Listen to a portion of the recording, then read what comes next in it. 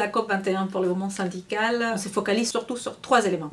Les premiers, c'est le besoin davantage d'ambition. Nous sommes aujourd'hui dans une trajectoire qui nous amène vers une catastrophe pour l'emploi, une catastrophe sociale, une catastrophe humanitaire.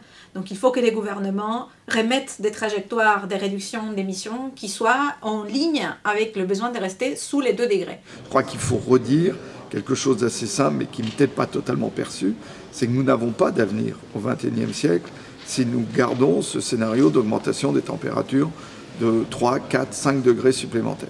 Donc le premier enjeu pour tous, c'est de stabiliser le climat. On s'aperçoit qu'il y a une vraie urgence à s'engager dans un accord pour pouvoir faire en sorte que collectivement on arrive à lutter contre le changement climatique qui impactera en fait tous les pays, toutes les sociétés. Donc s'il n'y a pas d'ambition très vite, il n'y aura pas non plus des créations d'emplois dans les filières qui portent des opportunités.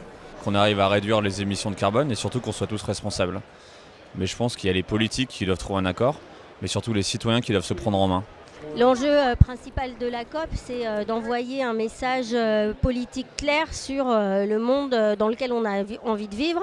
Et nous, en tant que citoyens, on doit agir nous-mêmes.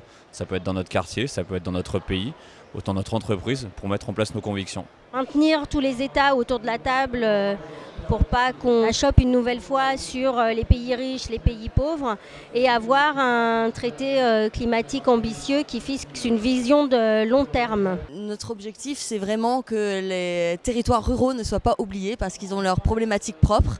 Et qu'on se rend compte là en étant sur le stand, nous sommes basés dans le Massif central, mais il y a des personnes d'Afrique qui viennent nous voir qui ont des problématiques similaires, qui ont besoin de méthodologies, des méthodologies que nous on a mis en place par exemple et qu'on pourrait potentiellement adapter à leur territoire. Donc pour moi cet enjeu-là aussi c'est du partage d'expériences.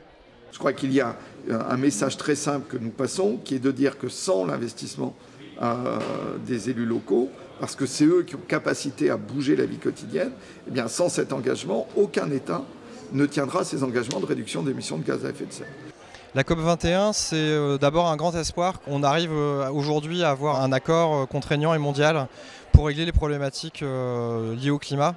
Nous représente la Guyane et effectivement on a un certain nombre d'enjeux très importants liés au climat en Guyane. Je pense que c'est une occasion essentielle et cruciale que les pays puissent arriver à se coordonner et puis puissent arriver à se mettre en accord.